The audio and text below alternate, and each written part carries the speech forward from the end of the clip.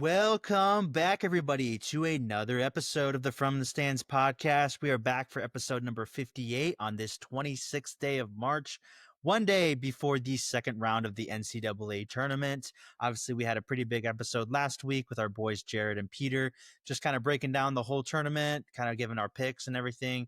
Obviously, here to recap a pretty big first couple rounds here. Not a ton of upsets, but we'll get into that in just a second.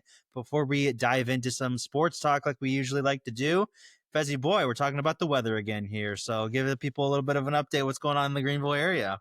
The world is on fire here in Greenville.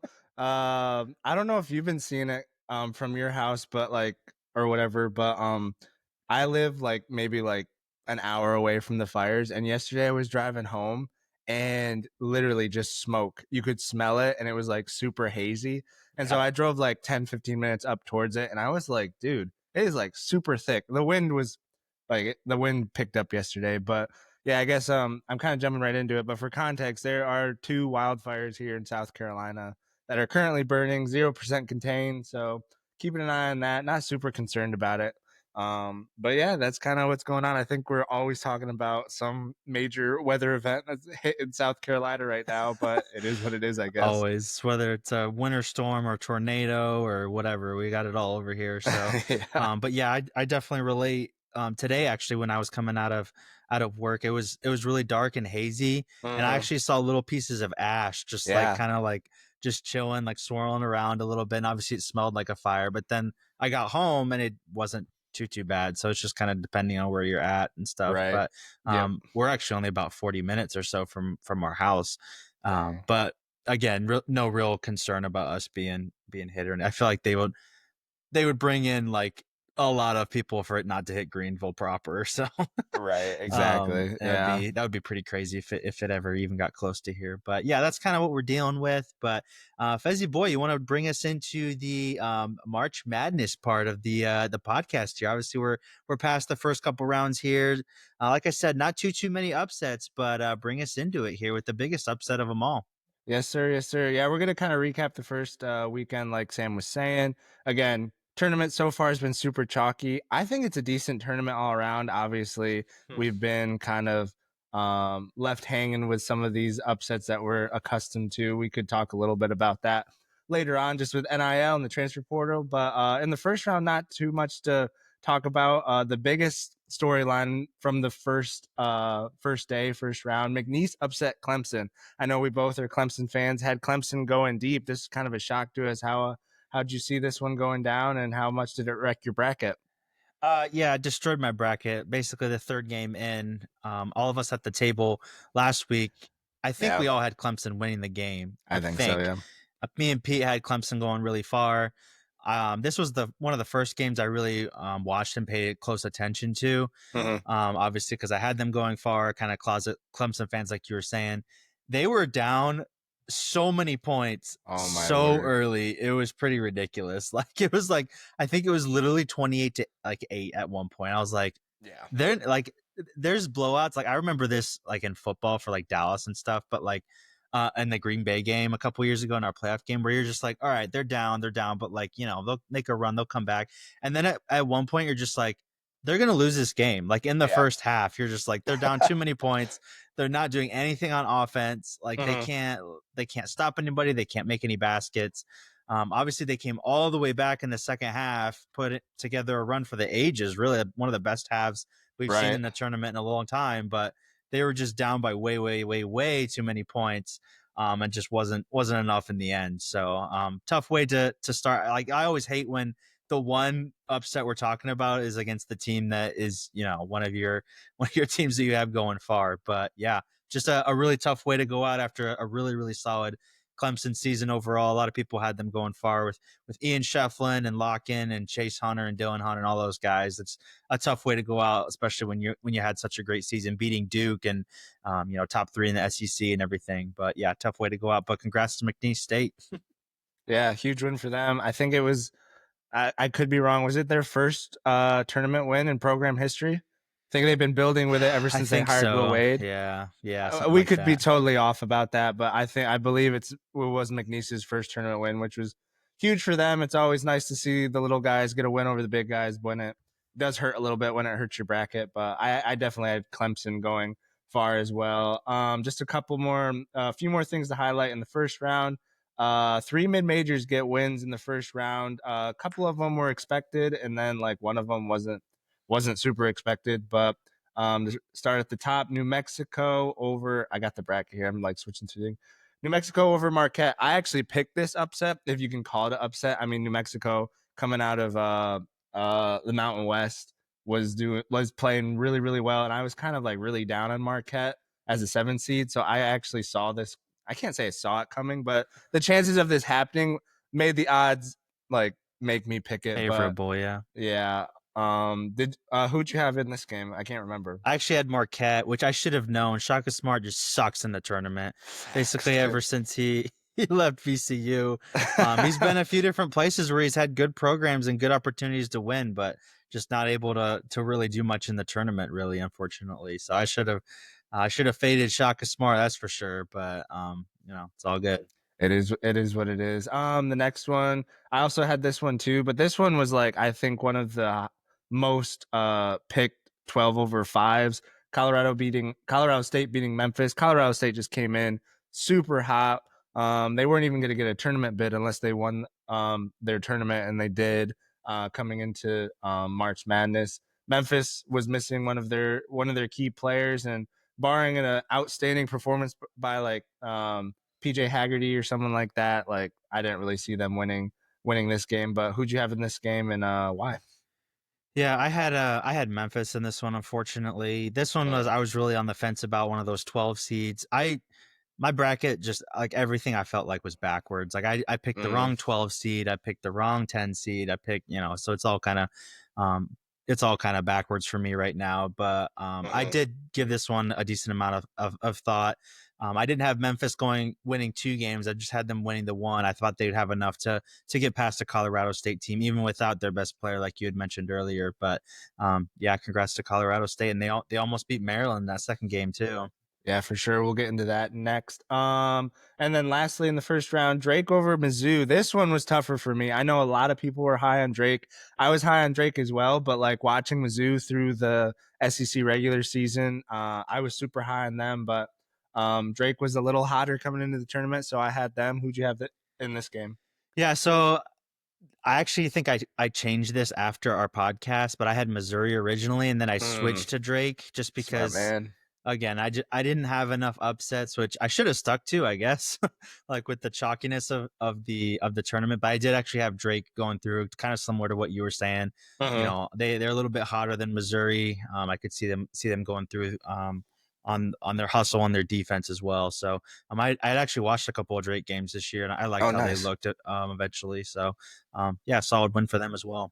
Yeah, we won't get into this too much because it's not on the dock. But the coaching carousel, they actually just lost their coach to Iowa, so big move for him. Coaching That man everywhere. dude, everybody's moving everywhere right now. Quick side note: did you see that graphic that's going around this week about all the teams that are left in the tournament and where their starting five played last year? Yes, I have, That dude. is freaking insane, It is bro. crazy. I think there's only like two teams. And it's like Duke and BYU who have like three starters that are originally like with that team. So Purdue has all five. That That's okay, like yep. the only team that. But yeah, Duke has three.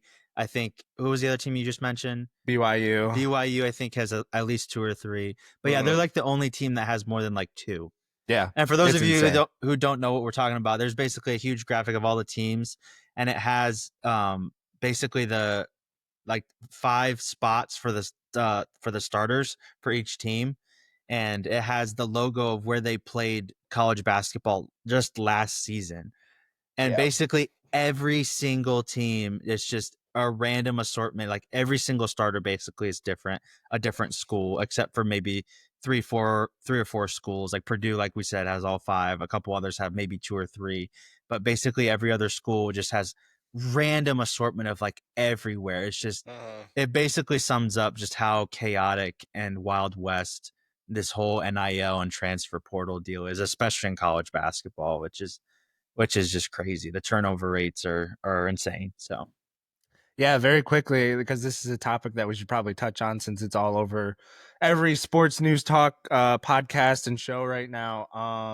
I mean, because that kind of wraps up the end of the first round, and I don't think we had a the lowest seed that upset anybody was a 12 seed. Usually we have like a 14 or a 15. In some years past, we'd had a 16, which is super rare, but it's happened. But how do you see NIL in the trade? Like, do you think we're going to be left with less mid-major upsets because of the transfer portal and NIL? Yes, 1000%. I'm actually really disappointed in the tournament this year. Like the first Mm, day, day and a half, I watched a lot of games, but then Saturday, like it was kind of a combination of having to do quite a bit of just different things around the house and whatnot. right. But I was also just like not super interested in the third day of the tournament like I would be in other days, which is like surprising. But I was just like, yeah, you kind of know who's gonna win. Like it's pretty chalky so far. Like there was zero buzzer beaters in the first 2 days, which is like shocking. But coming back to your point, I definitely think there's going to be um, just way fewer upsets because of NIL, because of the transferring. Like you have one guy, even if his team doesn't win a game, if you have one guy that does really good on a 12, 13, 14 seed, like they're gonna get poached up the next year by somebody else and Hmm. immediately just go to a different team. Like there's going to be no sticking with a squad. Like I forget which team it was, but they were saying that I think it was from last year, one of the double digit seeds, and every single one of their starters, like they were all like freshmen and sophomores, but every single one of their starters got poached and they were doing Hmm. like terrible this year. I don't remember who it was, Right. but I think that's just going to be more. There's going to be more and more teams like that. I think it's going to become more chalky, even beside like the some of the double digit seeds and the mid majors having good teams. Like all of the good players are gonna already be at like the biggest and most rich, like the richest schools in the country, Hmm. which is just crazy to me, and I think it's sad for the tournament as well. Like I said, like I don't, I like I lost a little bit of interest in the third day just because there's so many like just the best teams, the higher seeds, I guess, won. There weren't really that many surprises. There Hmm. weren't even like maybe you disagree because you probably watched a lot more basketball than I did, but I don't think there was even that many like super close games, like down to the wire kind of deal Not either, which really. was like really disappointing in my opinion. But I don't know if you disagree with that, but like even like and this doesn't really have anything to do with what we're talking about now, but like UNC, for example, I was like, oh, dude, they beat their first 14 by like 40 points coming in. Hmm. Like they weren't even really that competitive against Ole Miss. Like it made a little bit of a run, but Yeah. again, like a game that wasn't even really like, in coming down to the wire like we're used to. So Right. Right. No, exactly. I totally agree. I think we'll definitely get um like here and there a upset like a Cinderella story, but it's definitely going to be harder, but I think the biggest thing that it's going to affect is cuz I think of like Loyola Chicago a few years back that made that like final four run. The next year they came back and they were back in the tournament cuz their players didn't get poached. Players that were good but not as well known went to their school and they made another decent run. They made it past the second weekend, which is good for a team of their size. They didn't like make any like elite eight or final four push again, but they were competitive again a second year in the tournament, and that's just not going to happen because some mid major is going to pop off and they're one or two good players are going to get poached right away, which means they're constantly going to be in rebuild mode yeah, every single year. There's going to be no building to something better, kind which of like what McNeese did. Obviously, their players weren't of like super high note, but they had a lot of players that actually like with the transfer portal dropped down a level to McNeese to help them out in a way. But yeah, which they were those mid majors. They kind of already are always in a rebuild, but it's going to be so right. much harder Yeah. as it like there's not going to be like a Butler 2009-11 where like they lost just Gordon Hayward, everybody else came back and they made another run in 11. Right. Like you're never going to see that again. Like, Yeah. and even if you do have a coach that is like a master at rebuilding a squad year in year out, like you're going to have 2 maybe 3 years of him and he's going to get poached by a bigger school. Like Hmm. it's just a never ending revolving door of the same kind of issues, I think. So I think, maybe in years coming, we may be topped out at like 4 three or four big upsets like every year. Like even this year, like McNeese won, yeah, but like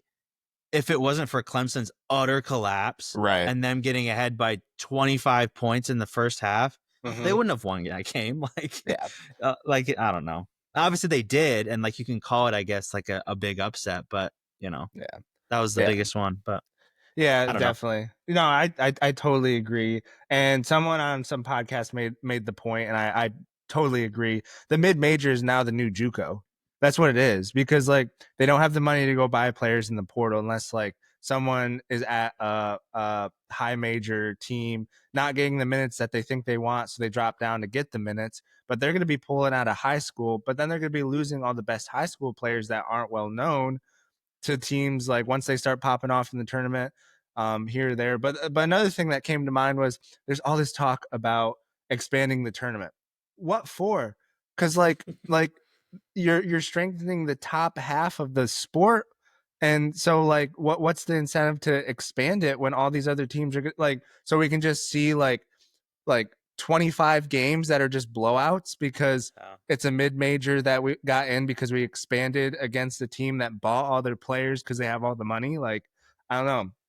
There's just no, in my mind, no real reason to expand anymore. Yeah, and I think it goes back to the fact that there needs to be some kind of guardrails in football and basketball. Like they've got to put something on it because it's just like we keep saying, it's the Wild West. Like I could be wrong about this, and maybe this happens a lot more than I think. But even like the games that you knew one team was going to win, it Mm-hmm. was way out of hand. Like Mm-hmm. Maryland beat Grand Canyon by like 40 points.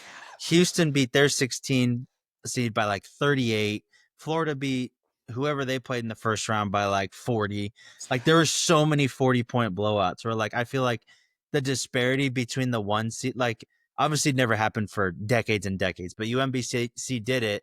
And that was like right at the edge of like, we're kind of getting parity where like the Mm-hmm. 16 seeds are starting to win. But Right. then like the explosion of the transfer portal and NIL and all that stuff came along to where it's now like massive again. And like, we're never going to see a 16 seed like win again, maybe, but Right. we'll see. I don't know. I hope I'm Yeah. wrong about a lot of this, but Me too. we'll Me too. see. Yeah, I love college basketball, and obviously, it's always going to be good. And we're going to get into it a little bit right here, talking about the Sweet 16. But it does tend to lead to better matchups because now we don't have 15 seed in the Sweet 16 that's going to get blown out by 30 points against a 3 or 4 that they're going to be playing. But we're going to take a look at the second round now. This is in no particular order. I literally just went through the bracket and just went through the games of note that I thought were of note. So we'll just start at the top. Ole Miss dismantle Iowa. The reason I said dismantle is because Sammy Boy has been riding that Iowa State is fakers, and Yeah, I don't know, boy. man. They played SEC team in the tournament. Sure, they were without one of their leading scorers, but I mean, dude, absolutely manhandled them, 91-78. What you got to say, Sammy? Honestly, not too much that I haven't said on the podcast already. I never really believed in Iowa State as a true contender all year.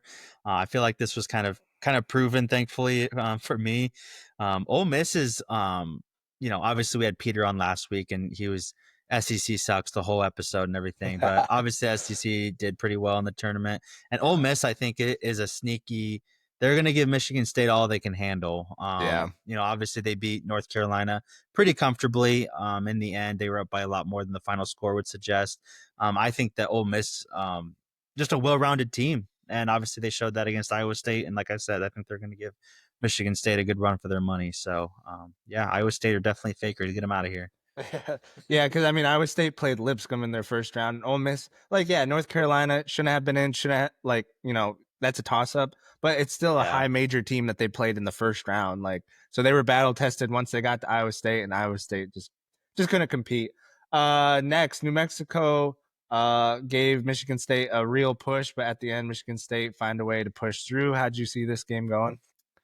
Yeah, I mean, obviously, I picked Michigan State to go to the next round, but I think we'd be remiss if we didn't mention our boy Jared had Michigan State losing in the first round to Bryant. So Yeah. we need to give him his due, his due on that one for sure. Oh, Yeah. Jared. thinking Hey, that the that formula was in play, I guess. Izzo ain't losing to Brian in the first round, my Nah, guy. man. But Nah, man. yeah, I was impressed with New Mexico's fight, obviously pushing them right to the end there. But I kind of always felt that Michigan State was going to pull through. You know, better coaching, better players. Never really felt like there was like a really solid New Mexico run there. I was kind of in and out on that one just because that was happening on the same night that Jared and I had our youth event, so didn't Yeah. see too much of that. But every time I kind of peeked in, Michigan State was um, had it under control. It felt like so. Yeah. Can't bet against Izzo, Jared. Can't bet against Izzo. That's right. Gotta fix the They're formula, one I of my guess. Final Four teams, so Yes, let's sir. keep it rolling. I think so. Like I've lost track of my bracket at this point, but I believe I have him in the final four as well. So moving on, Florida 77, UConn 75. This game was good. Like this was Yeah, finally one of those games where it was finally. like two high majors, even though UConn definitely not the better team. They gave Florida a scare. It came down to Florida hitting some big time shots near the end, and yeah, Florida takes down UConn. How'd you see this? Yeah, I was pretty impressed with UConn. I'm a little bit of a UConn hater just because I'm not a huge fan of Dan Hurley, but I was really impressed with their experience. Obviously, they still have Caravan and McNeely from last year, back to back champions, obviously.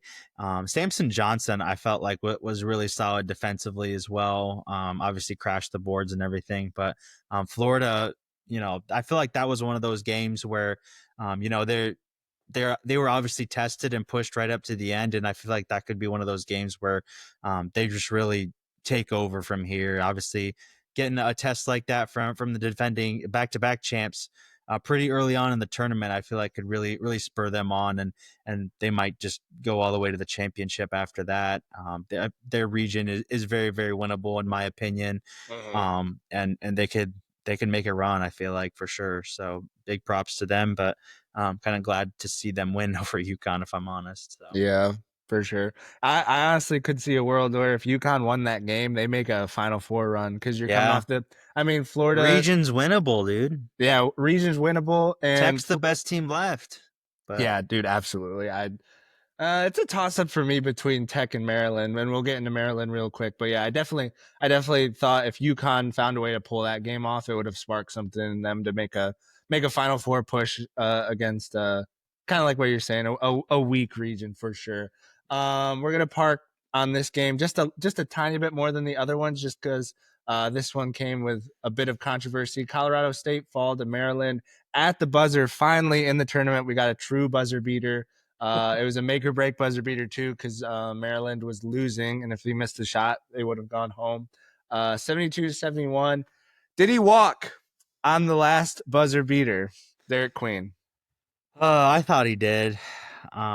In live time, I felt like it was a walk, and our replay, I felt like that was vindicated as well. Even the announcers were saying they were trying to bring in like the gather step and all of that. I felt like even with the gather step, it was pretty borderline. Like I understand them not wanting to call that in that moment, Mm-hmm. but at the same time, you're screwing over the other team too if you don't call that. So obviously the shot went in, it was great, but personally, I felt like that was a walk by Derek Queen, but Yeah. great shot overall.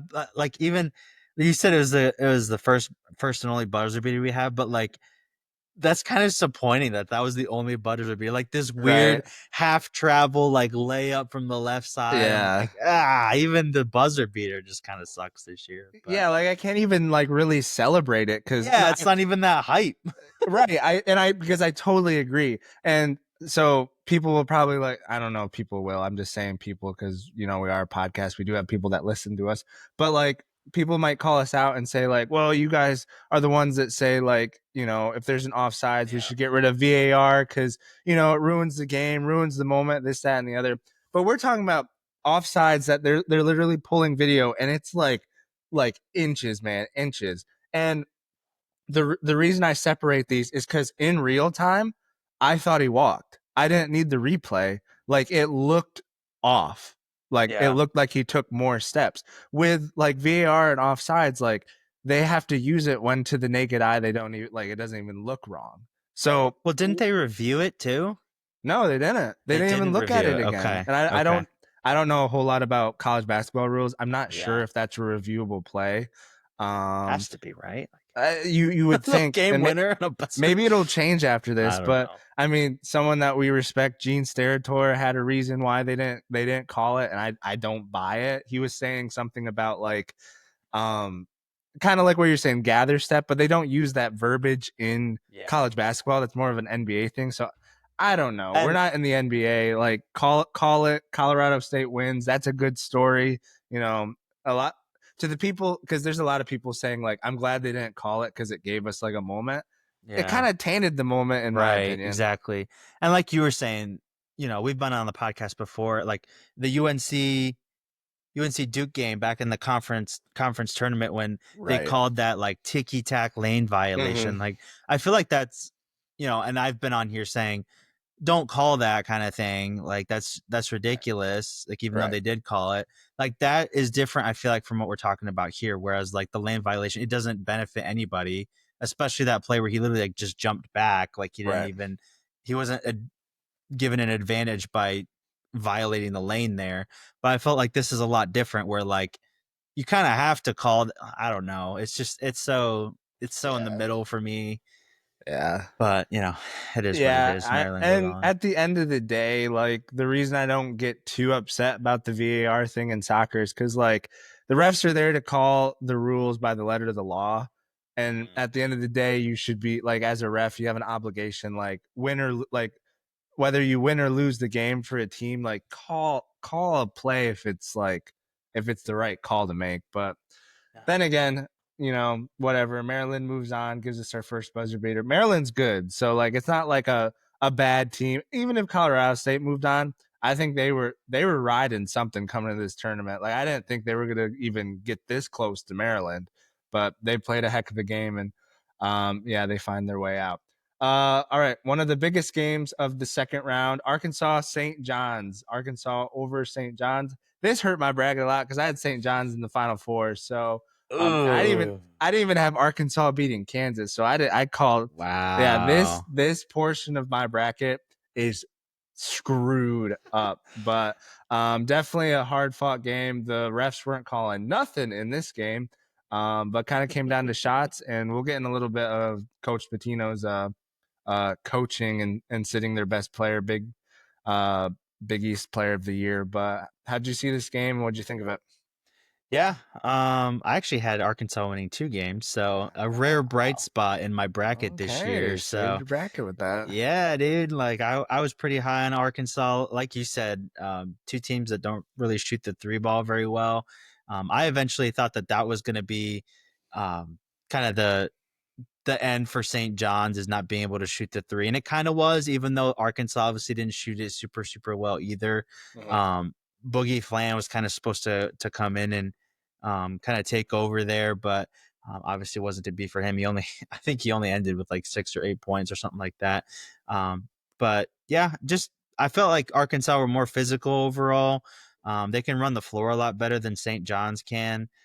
St. John's is kind of like what you were saying before their conference tournament, just kind of like get it inside, like bully ball kind of thing. Mhm. But yeah, ultimately, them not being able to shoot the three, I felt like really hurt them. Like, I wonder if Patino, I feel like there's always rumors he's going to go somewhere else, but if he stays for another year, like he's got to get a couple shooters in there because if he gets a couple shooters and keeps several of the guys that he already has, because I feel like even in the NIL, um, you know, space and everything. Like I feel like Patino's a guy that could probably keep a handful of his players there. Yeah. But if they were able to add a couple shooters, like they could be super dangerous. Like Yeah, obviously they dude. came in as a 2 seed, but who knows what they could do with a couple shooters on their team. So Yeah, man.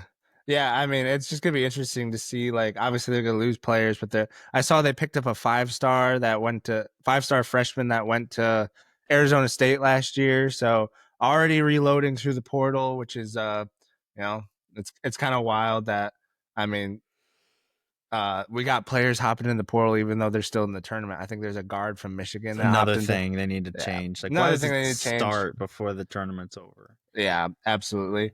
But yeah, a little bit of controversy with Rick Pitino and he benched RJ Lewis for the last like 5 minutes Yeah. of the game. RJ Lewis was like three. I'm of the opinion that he did the right thing. RJ Lewis was of like three of like I don't even know, like 17 or like it was like Yeah, 17 or it was 20. rough. Yeah, it was really bad. Didn't even break 10 points, I don't think. And his attitude was just bad. Like I could just tell by watching that he's just like, man, it's not my day. But like it just his effort was lacking on the defensive end too. So it's like, well, if you're not gonna play defense and you're not scoring, like what good are you to me? Like, Yeah, I get, playing your best player and all, but like if it's really not his day, like you got to try to win. You can't let everybody down just because you're trying to get him going that late in the game. So I see what he did, but at the end of the day, I don't coach at that level, so I don't really know.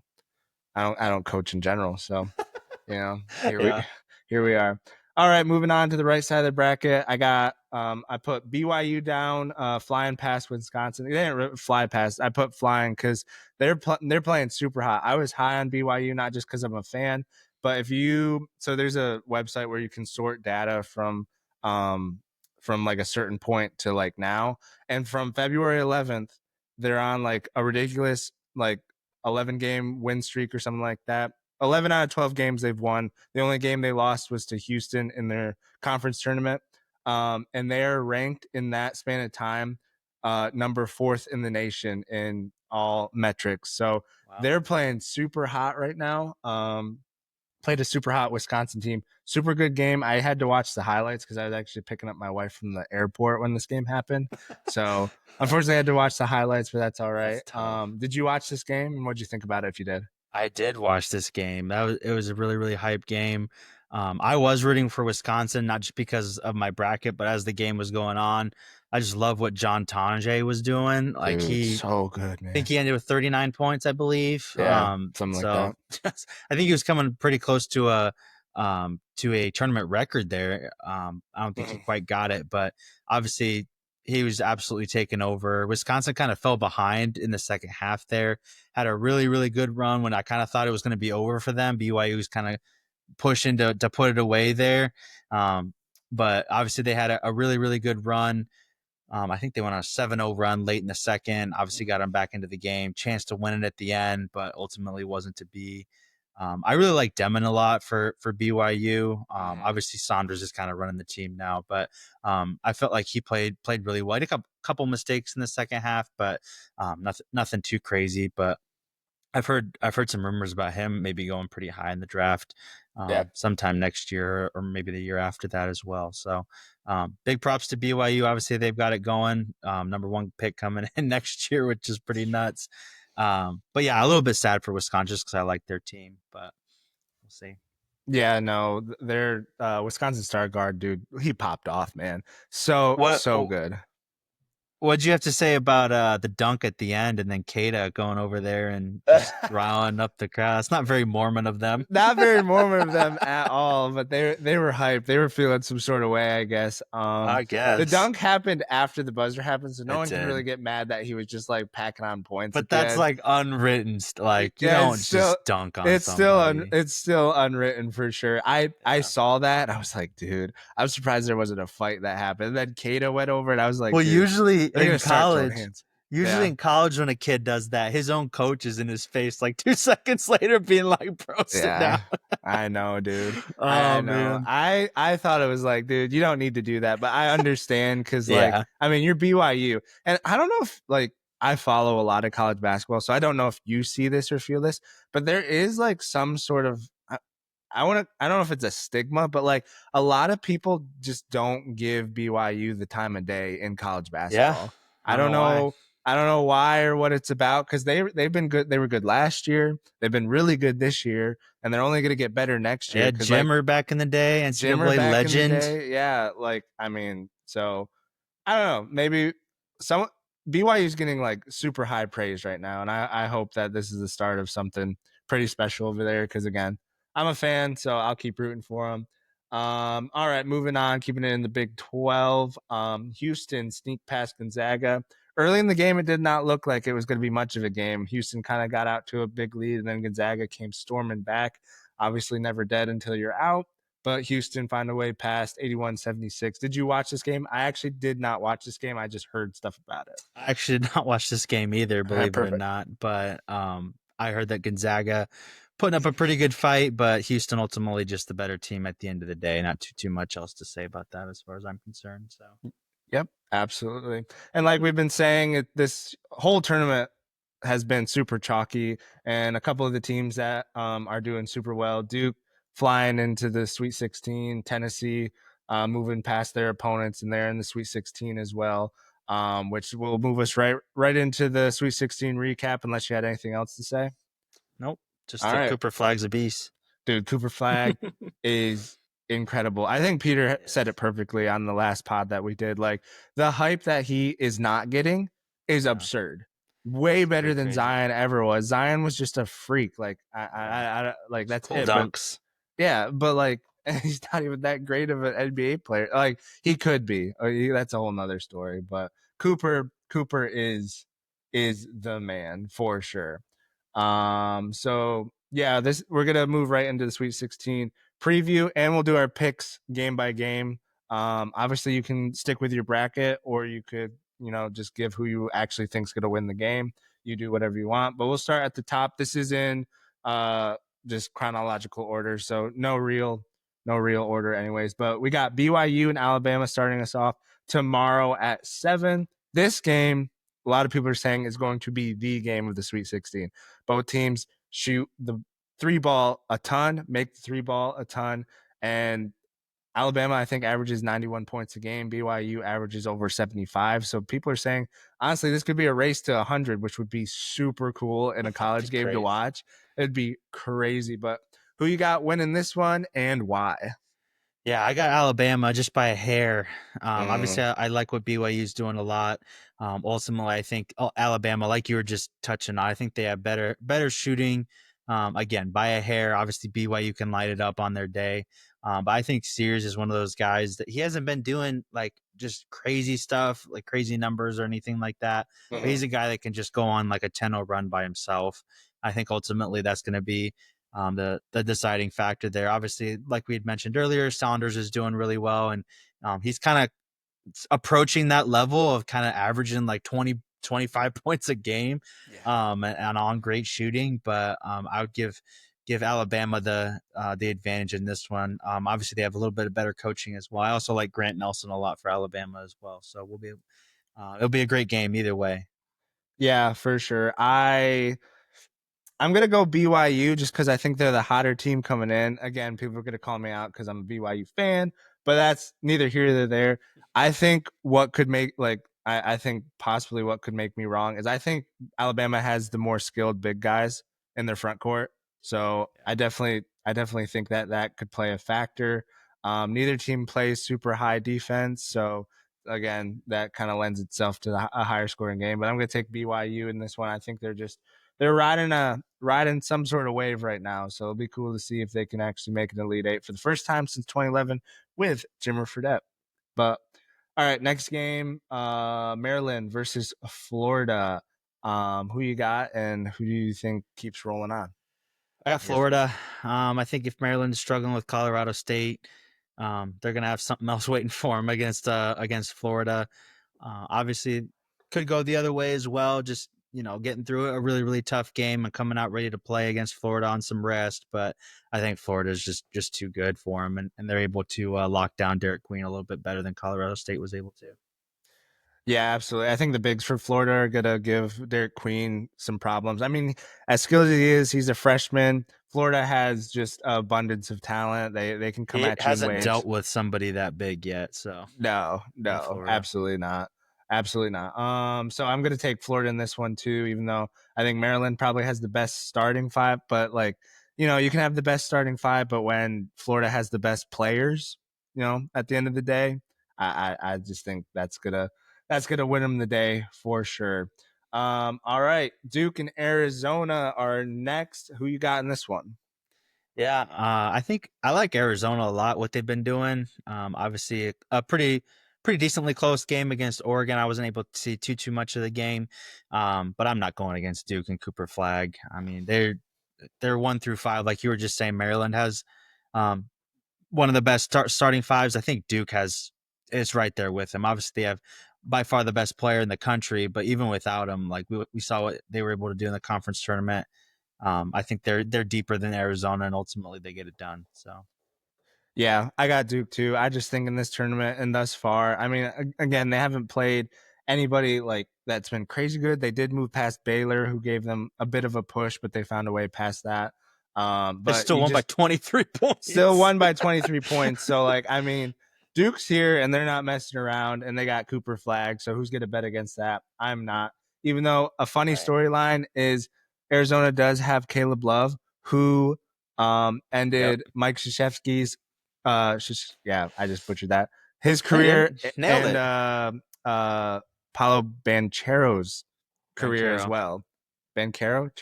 Banchero? Paulo Bancaro. What is that? Is that like a Mexican name or something? Is he like I think half so. Yeah. really Banchero. I don't know. half Maybe half Spanish. Latin or something? No, but the only way Arizona's in this game is if he has like a crazy game. Like if he goes off for like 30 or 40 points and like Duke has no answer for him, but that's the only way I see Arizona winning. So I'll take Duke in this one. All right, our only Cinderella, I guess if you could call it a Cinderella. I mean, it's a high major team, but we got Arkansas, Texas Tech. Texas Tech has been having a great season this year. With Toppin, their leading scorer, who was I think Big 12 Player of the Season. But who you got in this one, Arkansas or Texas Tech? Yeah, I actually have Tech for the very reason you just mentioned. JT Toppin, I think he's going to be too much for the Arkansas defense here. He obviously averages almost 19 points a game, Yeah, basically a double double. I think he averaged something like 9 rebounds as well, 9, 10 rebounds. So obviously doing it um, on both ends of the floor. Really well rounded player. Obviously, I like Arkansas a lot. Had them winning 2 games in my bracket. Obviously, coached well as well. But I think Tech. Like I said, has the best player and the more well-rounded team overall. So yeah, absolutely. I'm taking Texas Tech as well. I just think it runs out for Arkansas here. Tech is a better offensive team than St. John's was, and they play tough, hard defense as well. So I just think it's going to be a little too much for Arkansas, who is talented for sure and has a Hall of Fame level coach. But I think Tech is here and they're not messing around. So I got Tech moving on for sure. All right, Friday's games starting at the top. Ole Miss, Michigan State. We kind of talked a little bit about this one. Sammy Boy brought it up a little bit, kind of tipped his hand. But who you got going moving forward? I got State. Got to hold true to my bracket. Hold true to Izzo. Michigan Yeah. State's battle tested. Pretty big, pretty good Big Ten this year. Even though they didn't end up winning their conference tournament, but they played in some big games over the course of the year, and I'm hoping that comes in clutch against the Ole Miss Rebels here. So. Yeah.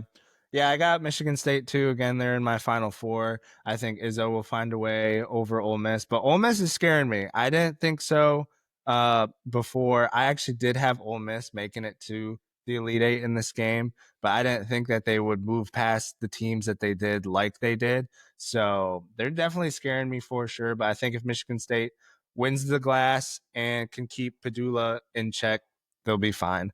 We got to make some shots though. That is not our forte. They're a little bit like St. John's, a lot better offense than St. John's, but a little bit like they don't shoot the three ball well, don't shoot free throws well. So it'll be interesting to see. But I got Michigan State. All right, your Volunteers versus Kentucky. Kentucky has beaten them twice already in this season, and both times Tennessee has been ranked in the top 10, which this would be the case as well. Do you think Kentucky can beat them 3 times in a row? No, I ain't worried about it. All I right. think I got my Vols in this. My Vols. I have Tennessee in this one. I do think that Kentucky matches up probably the best against them, at least in the SEC. Mhm. They have obviously the size, and I really like Oway for Kentucky. But I think Tennessee finally has it going a little bit more consistently than they were in the regular season. Obviously, they ended the season well.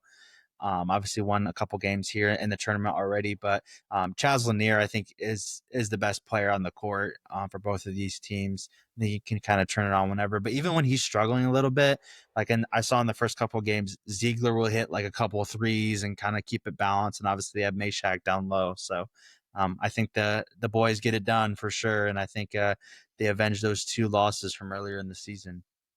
Yeah, I agree. I think Tennessee's figuring it out. I think Kentucky will finally fall short due to the fact that they don't have Jackson Robinson. Lamont Butler's playing well, but still has that injury. So, I don't know. I just think Kentucky just falls short. This won't be their season, but they'll get better next season. Obviously, Mark Pope's first season with Kentucky, so he'll be able to recruit and bring in more players next season that kind of fit his mold. And some of the guys that he brought from other school, from like BYU and other schools, they'll just get better next season as well. Some of the freshmen on the bench, but I got Tennessee this season in this game as well. Michigan Auburn. This is going to be quite the game. We got the 2 7-footers for Michigan going against possibly the National Player of the Year in Janiah Broome. Interesting matchup, but who you got in this one? I got Michigan. Ooh. I actually originally had Auburn losing to Creighton in the second round. Obviously, Okay. that did not happen. Um, so people are probably going to think I'm a little bit of an Auburn hater here. I don't believe in Janai Broome as much as a lot of people do, but kind of like our boy Jared said was saying in our group chat, Danny Wolf plays a little bit like Jokic at times. Yeah. I think he might be a really good NBA player one day, Mhm. but for that reason, I'm going to go with Michigan. I think, like you said, the battle of 7 footers, but I think Michigan comes out on top on this one. Yeah, Michigan just gets in a lot of close games, but I'm actually going to take Yeah. Auburn in this one. Finally This different. Yeah, the spread is pretty it's 8.5 to Auburn, but that's definitely just because they're the number one overall seed. I don't know what they're gonna do. Auburn had they kept Kalkbrenner at bay, but like, dude, 2 7-footers, one playing under the basket and one that can play out on the perimeter. Like, so obviously Janiah Broome's gonna be under the basket, but who else do you put on that 7-footer? Like, I mean, he just moves in a way that most tall guys that match up with him can't. So Yeah. I think Golden is super good too. Like Golden's yeah. super good. Came from FAU with Dusty May. So That's who it was. That was the team that I was talking about last year that got broken up. FAU. yeah, Final Four appearance with, and they were a Lamont Butler buzzer beater away from going to the championship game, which would have been nuts. And honestly, probably could have won it too, but that's neither here nor there. But I'm going to take Auburn in this one just because I do have them moving on in my bracket, but I think they find a way against Michigan for sure. All right, last game of the Sweet 16, Purdue versus Houston. Who you got in this one? I got Houston. I can't really say I know a lot about either one of these teams. Obviously, didn't watch Houston's last game. Mhm. I don't think I even really caught much of Purdue's last game either. I remember the Kaufman guy, or not Kaufman. What was the white dude's name for Purdue?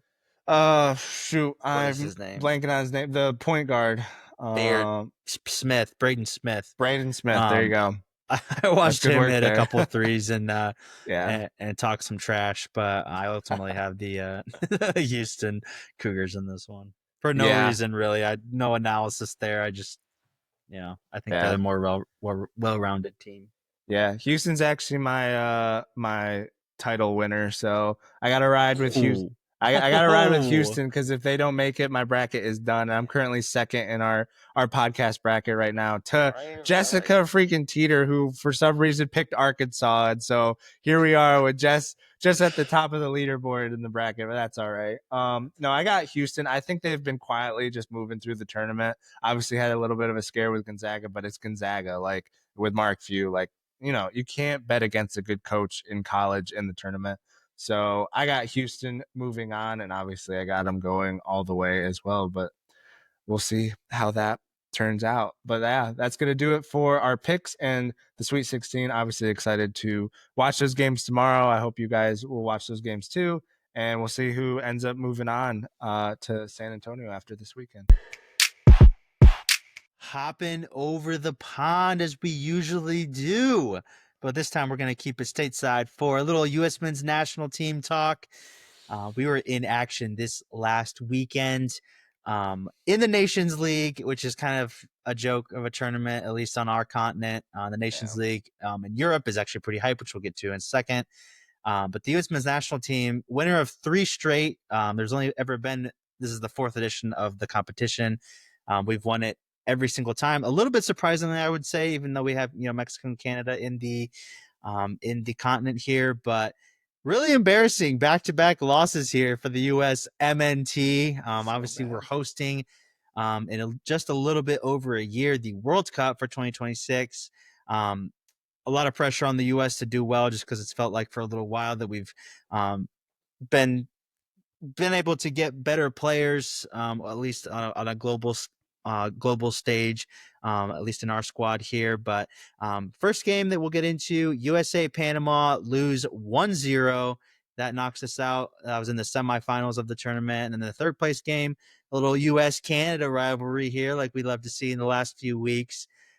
Jesse Marsh against us once again, Oh getting man. one over on us once again, and Canada come out victors 2-1. And for those of you who's going to say, oh, well, we didn't start our real squad or whatever, over half the players that we play will be starting at the World Cup probably next summer. So we had Yeah. Pulisic in there, and most of our top defenders, and Moose.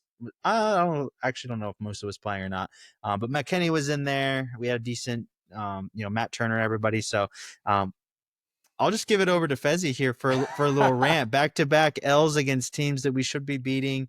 Not a great outing for sure. So Yeah, no, utter disappointment. Absolutely utter disappointment. We need to pull our heads out of our butts and start figuring out what we're gonna freaking do, because this is unacceptable. Like, I'm sitting over here slightly overweight for a 25-year-old talking about these athletes walking around. But do you know what? into that. It's the people like us who they should be playing for, not themselves, not all their privilege that they've just walked into this team with. Like, dude, you're carrying the hopes of like a nation that has the World Cup on home soil that's going to be like super hyped to watch you guys actually compete and maybe do something special.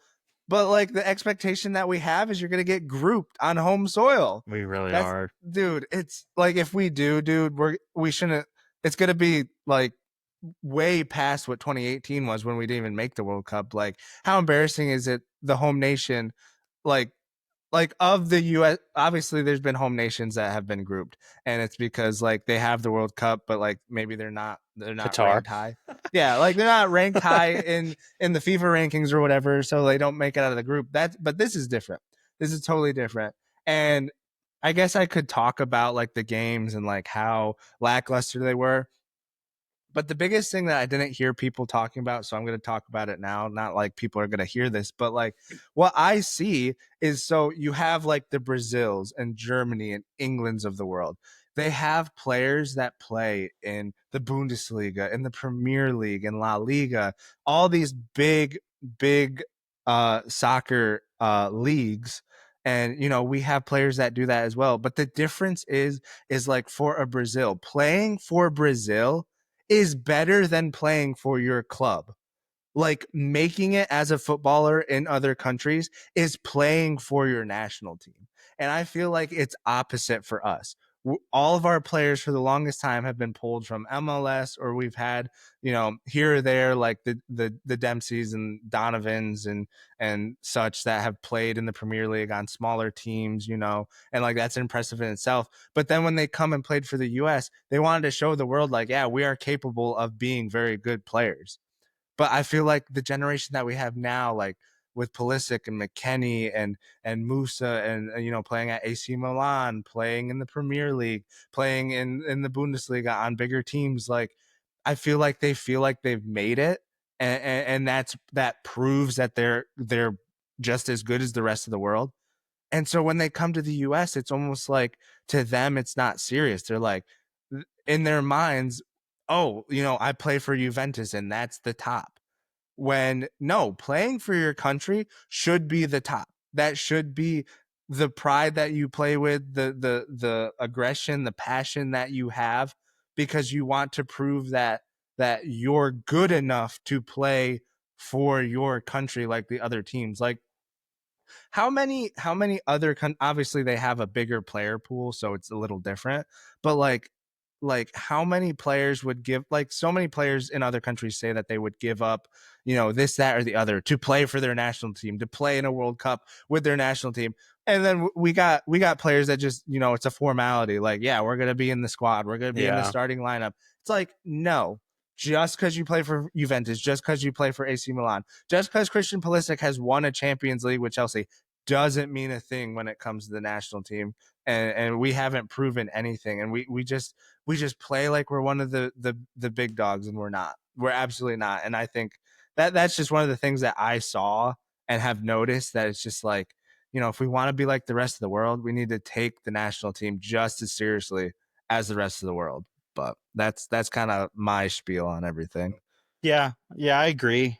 Sounds like there's maybe not quite what you're saying, but it feels like there's a little bit of a lack of pride, I guess, when you just and they're just kind of taking it for granted a little bit. I remember the one of the first teams I watched was the 2010 team that went to the World Cup.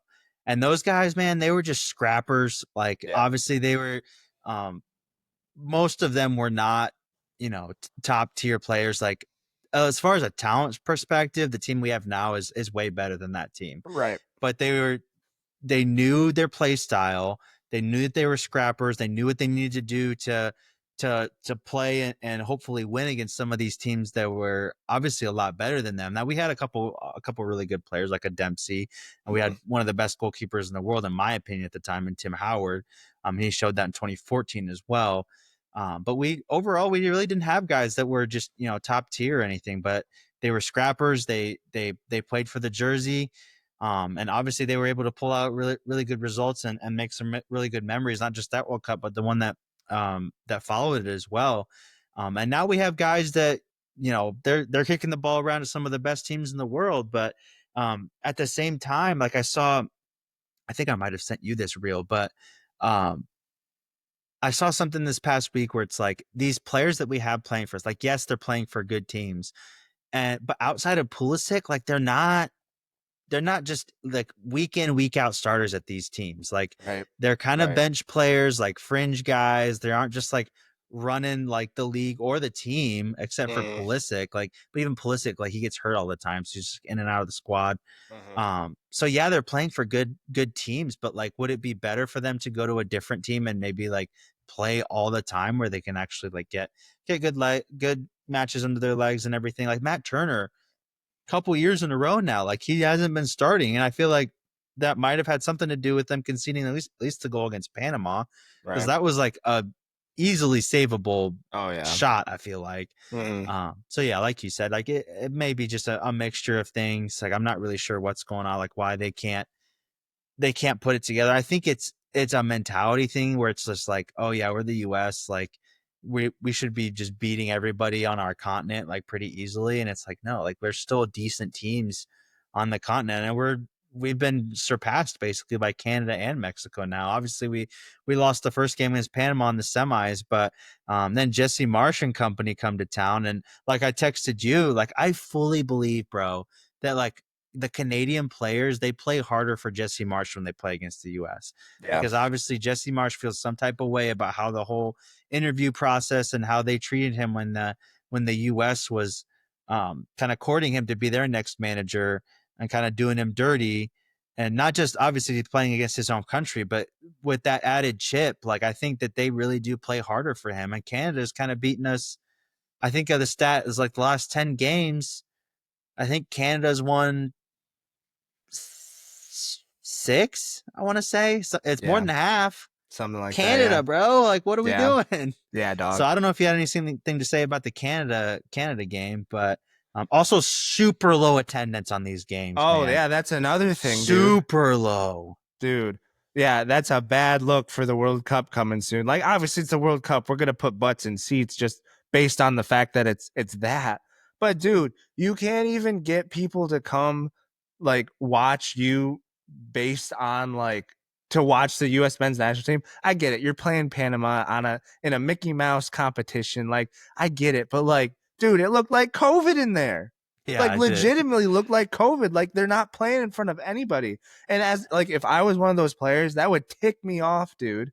That alone would get me to be like, dude, we got to do something different. We got to start winning. We got to start playing better. Like we need to show more fight. Like I don't know, man. If that doesn't kick your butt in gear, I don't know what will. But again, it goes back to the whole club thing that I was saying, because I think even Pulisic said it in an interview or something, and people were talking about this. He was just like people are like, what do you do? And he's like, oh, we just go back to our clubs and we'll go back to the drawing board or whatever. Like, okay, yeah, go back to your clubs where you're packing out stadiums, but it's not because of you. Yeah. It's because you got other players on the team. It's because you play for AC Milan. It's not nothing you're doing. You ain't nothing special right now. So it's just ridiculous, It's man. also preposterous that they like. I understand it's a third place game, but like, I mean, conditions couldn't have been better. Like they're playing SoFi Stadium, beautiful stadium, Yeah. on a Sunday afternoon. Like it wasn't like a friendly. Like I understand Nations League isn't like the best, but like Right. it's quote unquote a rivalry game against your friends up north. Like, Yeah. come on, man! Like get some butts and seats there. Like, what are we doing here? So Yeah. really, really Absolutely. bad look. Obviously, the team's not doing well. We haven't even touched on this, but Pochettino, man, get it together. You're doing us a favor by coming over here. You can't get a Yeah, dub. dog. Like, come on, brother. And did you hear his So comments like even before we lost the 2 games? He was saying in the next 5-10 years that the US would win a World Cup, that we that's could be one of the stupid, right? best Idiot. nations. Dude, I just roll my eyes. Like I'm just Well, it's like what I was saying. Like, proven loser, bro. Like every yeah. club he's been to. He was at Spurs for forever. All Yeah. the comments after we lost those 2 games was like, you can take the man out of Spurs, but you can't take the Kids. Spurs out of the man. And then obviously he went to PSG, won a little bit there, but I could manage PSG and win a couple trophies Yeah. there. And Dude. then like he has, he's not. Yes, he's managed some good teams, but if he can't get something going with the U.S. men's national team, at least on continental play, we're gonna Right. be doomed Right. in the World Cup. Like no matter who we play, so we got to Ridiculous, get it man. together. Again, we don't have great competition coming up just because we're already in the World Cup, so we don't have anybody to play. There's no qualifiers or anything. The friendlies that they have scheduled don't impress me. I Yeah. think we're playing Switzerland in the next few months, which is that'll be a decent game. Yeah, That's a like team that's Switzerland and always in Turkey, that's it. Euros and World Cup. Yeah, but I don't know. We'll see. But hopefully we get it together. That'd be a real shame if we get grouped out of this tournament because there's just been so much buzz for like a decade basically since it's been announced that we are going to host it, that this was going to Yeah. be the World Cup. And it did feel like it was kind of ramping up to be something special with the players that we were getting in. It Yeah. seemed seemingly we kind of had a guy at every position, but it's kind of falling apart now. Kind of, just not being able to grind out results is definitely frustrating. So we'll see how the fixtures coming up go for us, but No. not too hopeful. But No. that's a little bit of a rant there from Fezzy Boy about U.S. men's national team, but we'll keep an eye on that going forward. Just wanted to touch on the European Nations League just a little bit, just because I didn't watch a ton of it, but I watched all the highlights after I saw the results. So there were 2 games this past weekend. Obviously, all the club soccer kind of grinding to a halt for these international competition. But this is the quarterfinals of the UEFA Nations League, which is the European version of what we just had. And there were just some cracking games in there, dude. Like there was some crazy stuff. First game I'll mention is Netherlands Spain. Spain went on penalties after Lamine Yamal misses a penalty. Actually, everybody was kind of freaking out about that, but ultimately Netherlands missed a couple penalties late on, which gives Spain the dub. I hate Spain so much. I feel like they just always find a way. Yeah, dude. First leg was tied 2-2, and then it was 3-3, and then they went to penalties. So that's kind of the situation there. Like I said, Spain ultimately able to pull it out. I was happy to see Mikel Marino get on the score sheet once again. He's kind of playing striker for us right now, just because we have nobody else up there for Arsenal. Right. So it's cool to see him get on the score sheet. But Spain go through on penalties there. Croatia, France. This was a really, really good tie. I actually watched some of the first leg. Croatia went up 2-0. Um, Wow. again against France, and it's not like France was playing with nobody's like Mbappe. All them boys were back and Dang. kind of getting ramped up and everything for the World Cup next year as well. But dude, Modric is kind of a bench guy right now, like kind of a La Liga guy for Real Madrid. He hasn't been playing a ton of like the big games just because he's so old, but he played all 90 minutes in that game, and he's still such a good player at like Dude. 38, 9, whatever he is. Class doesn't So age, man. Class doesn't it age. really It's doesn't. permanent. So, but France actually ended up coming back in the second leg, 2-2. This one went to penalties as well.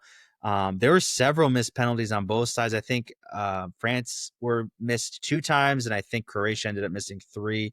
Mm. So really kind of back and forth there. So just a really, really good tie once again. It was just really fun to just watch the highlights of both of these games. Other quarterfinal is Portugal Denmark. This one was really exciting as well. Portugal losing the first leg 1-0 on a Rasmus Højlund 1-0 victory goal there. So really solid win for Denmark. They kind of had it all to play for going back to Portugal, but Portugal taking care of business 5-2. Actually went to overtime as well, but Portugal running away with it 5-2 in the end, scoring 3 goals in extra time. Ronaldo scoring again. Wow. Speaking of guys who are just ancient and still doing it. Still doing Um, it.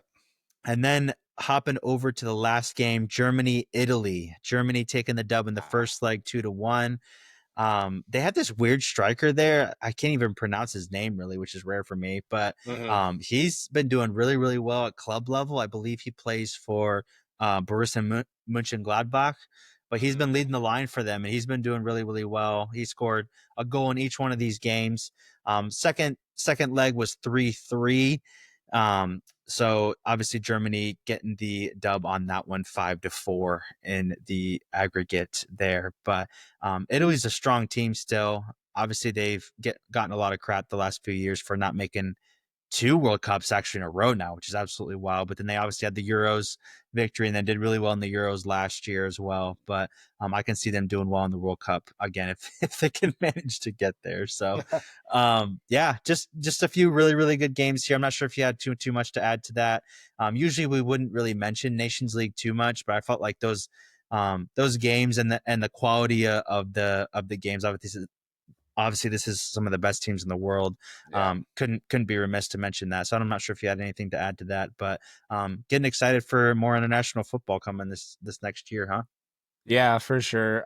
Yeah, I'm kind of sad that I missed these games. Obviously, my main focus has been the tournament and March Madness. Obviously, this time of year is like solely control. Like sports revolves around the tournament this time of year. Obviously, this month is just so that's definitely where my mind has been. But I'm upset. I did see like some of this stuff on Instagram, and I was like watching. I didn't see Yeah. the results, so I didn't realize how like good these games were. But no, I'm glad that we put these in because it's always good to talk about this stuff because as a well-rounded podcast as we like to be, it's good to mention this stuff, and we do have people that listen to this stuff that we did find out. So glad that Yeah. we do it, and I'm definitely once the tournament's over, it's gonna be definitely kicking into gear with the end of the Premier League season and the other European seasons and a lot of soccer once the tournament ends. So glad that we talked about it. Yeah, yeah. One last thing I was going to mention is that when the semifinals for the Nations League kind of roll around, it'll be early June, so it'll be kind Nice. of the start of the kind of the dead time that we always talk about in sports. Right. And it's just going to be one off games in the semis. It'll be Germany that's hosting, which is kind of cool this year. Huge. Germany, Portugal, and then Spain, France on the other side. So we'll have Mm. a nice little weekend there. We'll have both semifinals, a third place game, and then obviously the final as well. So Nations Nice. League isn't, it's not a World Cup or anything, but it's still kind of a cool concept. I was super against it at first, but I'm kind of getting into it now just because of the level of the games we're having now. But Absolutely. that'll kind of do it for the soccer portion of the podcast. We didn't get too detailed or anything like that into the soccer this year or this week. I mean, but obviously the tournament's kind of dominating right now. But international play is concluded, and we'll get back to a little bit more club soccer this weekend. But until then, we'll talk a little bit of NFL football here just to round out the pod. Just can't stay away. Just can't stay away from NFL football. We are smack dab in the middle of free agency here. Not too much to talk about as far as trades or anything like that. Too crazy this week. But we do have a couple free agency signings we want to touch on just a little bit. A few days ago, we had Jameis Winston signing with the Giants, which at the time felt like it was going to be a really big signing for the Giants as far as a name. Obviously, the Giants have been looking for a quarterback. A lot of people thought they were might draft one because they're picking pretty high this year. But I thought it was cool that Jameis Winston signed there, kind of finally getting the keys to a franchise which he hasn't really had since his Tampa Bay days. Mhm. So I was really excited for that. But news came down today. Russell Wilson is also signing with the Giants. So I was like, man, come on. You just couldn't give the keys to Jameis. Like, come Nah, on, man. bro. But what do you got to say about Russ Wilson going to another team where he's going to have to fight it out with another pretty good quarterback, kind of a two quarterback, not system, but he's going to definitely have to earn it against Jameis Winston here. Yeah, I mean, this is kind of what Russell Wilson has been left with after he made his move from the Seahawks to the Yeah. Broncos to the Steelers and now to the Giants. It'll be interesting to see. Not going to bet against him for sure. Definitely has the mentality, but kind of weird. Again, we don't talk draft a whole lot, but this definitely makes you wonder: like, are they going to take Shador? Are they going to take, someone in the top Can at three? this point, right? Yeah, are they gonna move? Are they gonna move back and take like a Yeah. Jackson Dart or something like that? So super interesting, just with the whole context and complexity with like obviously their GM and head coach is on the hot seat with the owner really coming down hard and saying they need to win now. So I don't know if this is a win now move, but interesting to see the first domino in the QB free agency kind of, or some of the last dominoes, I guess you could say, falling with Rodgers probably soon to make a decision here in the next coming days. Yeah, I'm not a huge fan of Wilson, at least not anymore. I don't think he moves the needle too much for the Giants. I would have loved if they would have either stuck with Jameis, a little bit younger than Wilson, or just drafted a guy. I would hate to see them waste the career of Malik Neighbors like they were trying to do with Odell Beckham. Right. Um, but Wilson doesn't move the needle at all for me. I Nah. think he's degraded himself into this quarterback that just hops around teams. Like at one point, we kind of thought that he was going to be the next face of the league after Rodgers and all those guys kind of hung it up, but then they all ended up staying until they were 40 to 45. Yeah. And then he just kind of got passed over with all these new gen quarterbacks coming up. So Right. kind of weird to see what's happening with him. But moving on to another free agent signing here, coming down yesterday, Stephon Diggs to the New England Patriots. Yeah. Patriots finally using some of all that cap space that they've been talking about seemingly since last season at this point. But he gets a massive deal to go to the Patriots. 3 years. I forget how much was 68 mil, something like that. Really. So lot of money there for a guy coming off an ACL, I believe it was, or an Yeah. Achilles, something like that. Big injury. What do you got to say about Stephon Diggs going to the Patriots and the Patriots paying him all that money at coming off an injury like that? Yeah, I mean the Patriots had the cap space to do it, but like you kind of alluded to it, the ACL is going to be a huge question. Yeah, Obviously, an older receiver, so that's just going to be the thing. Like, does he come back from the injury at least to like 80% of what he was? Because 31. 31, like that's an aging receiver and Yeah, like obviously not a huge frame, so he's not yep. getting hit and all that. But I didn't keep up with the Houston Texans a whole lot last year. I know he was doing well with them, but obviously they had like a couple more options and he was at least two or three in the pecking order when it came to receivers and stuff like that. But yeah, it's just all depends on how he comes back from his injury. That they paid him a lot of money, so he's either going to make out like a bandit or they're going to get what they signed up for.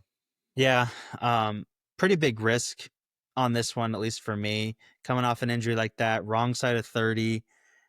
Like, I understand sports science is at a different place now than kind of it used to be, but you don't see too many receivers after 30 like really really killing it, especially coming off an injury like that. So I would have I would have still signed him if I was the Patriots, but that's a lot of money and a A lot of long money. contract for that. Yeah. So I'm not sure, we'll see. Like you Bit were of a alluding, diva too. total diva. That's what the next thing I was going to bring up. Total diva. Force his way out of the Vikings, force his way out of the Bills. The Bills was like, I was big time drama everywhere. And then Yeah. like the Texans, you said that you weren't really following them too much.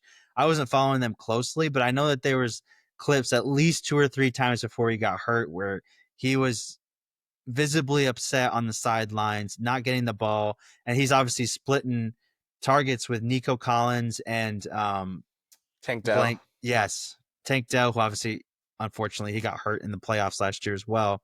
But he was splitting targets with them, and it's just like, dude, you're not going to get every single ball. So, Right.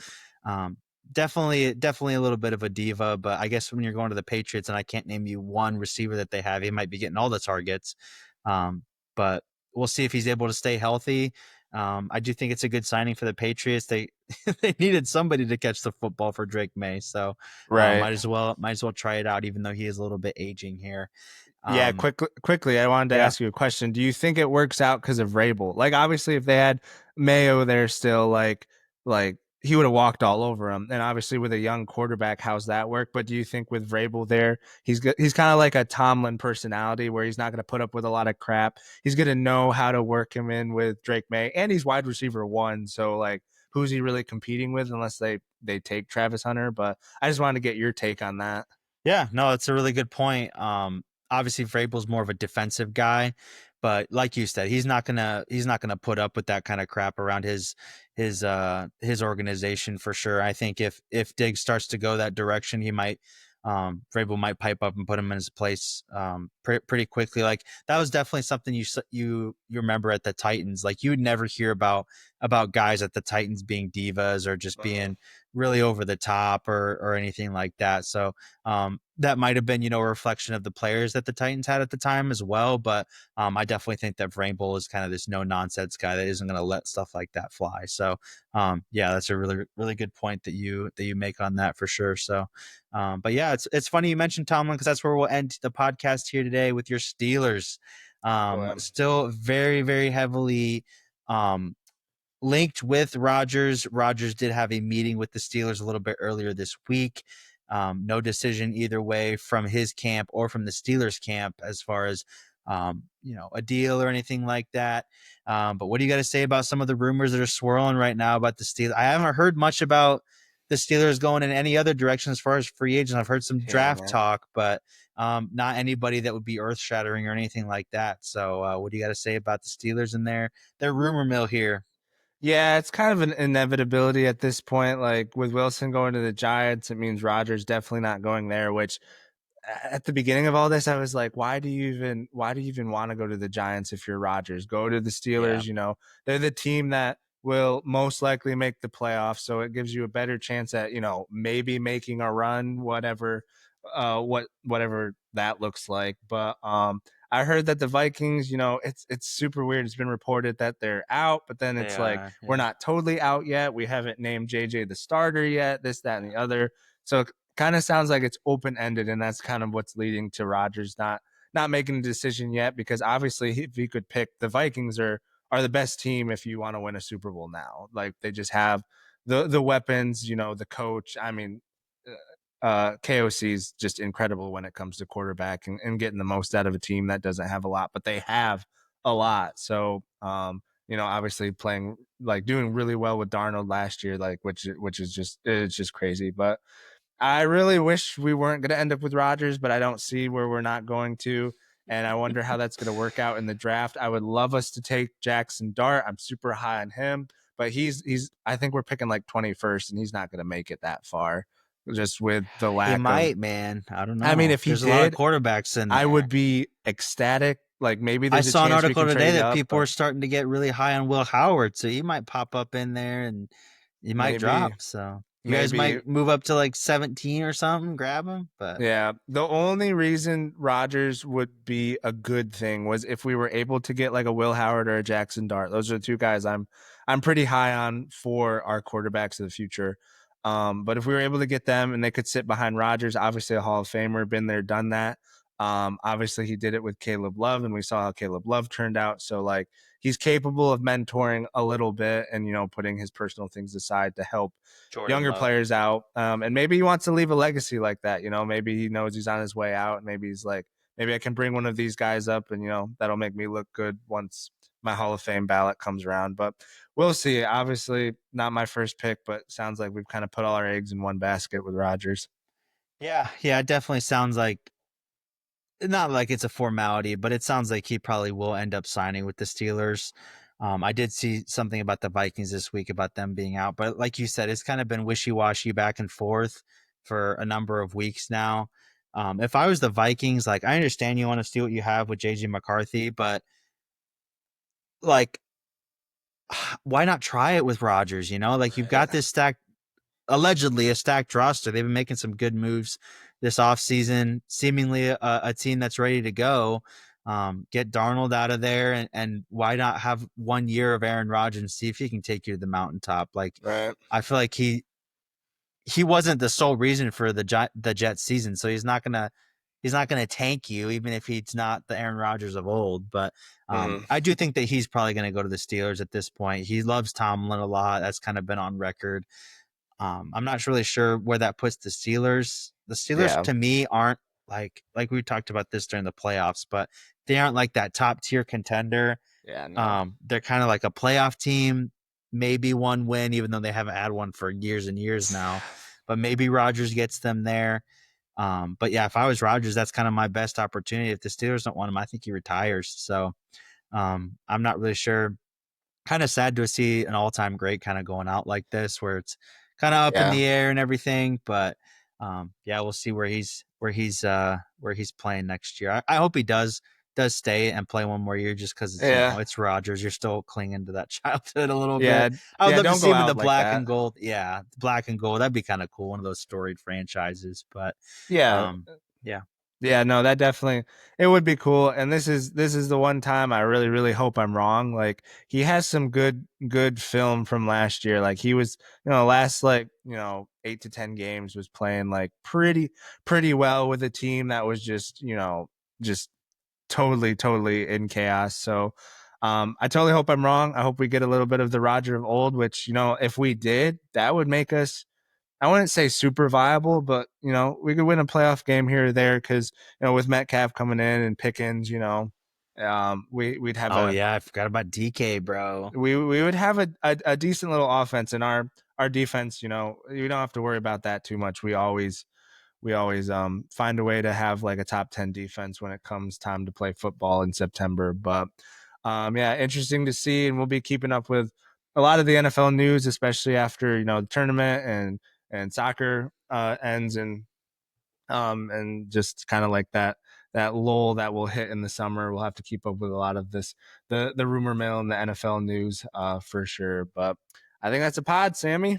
That is a pod. That is a pod. We appreciate you guys for tuning in, coming at you a little early this week, trying to get this out before the games tomorrow, the Sweet 16. Hope you guys tune into that. But we appreciate you guys for tuning into us. Hope you guys will check us out on all our platforms: Apple Podcast, Spotify, YouTube. Like and subscribe, follow, share the podcast. That would really help us out a lot. Appreciate you guys, and we'll see you guys on the next one. All right. Peace. Peace.